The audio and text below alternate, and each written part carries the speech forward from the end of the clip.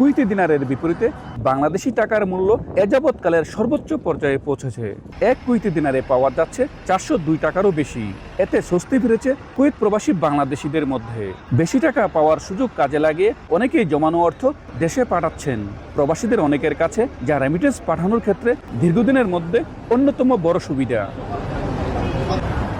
এরই মধ্যে কুয়েতের বিভিন্ন মানি এক্সচেঞ্জ হাউস ঘুরে দেখা গেছে টাকা পাঠাতে প্রবাসীদের উপচে পড়া ভিড়। অনেক প্রবাসী বলছেন দীর্ঘদিন ধরে জমানো টাকা দেশে পাঠানোর জন্য বর্তমান বিনিময় হারকে তারা ভালো সুযোগ হিসেবে দেখছেন। কেউ পরিবারের প্রয়োজন মেটাতে, আবার কেউ ভবিষ্যতের জন্য সঞ্চয় করতে দেশে টাকা পাঠাচ্ছেন।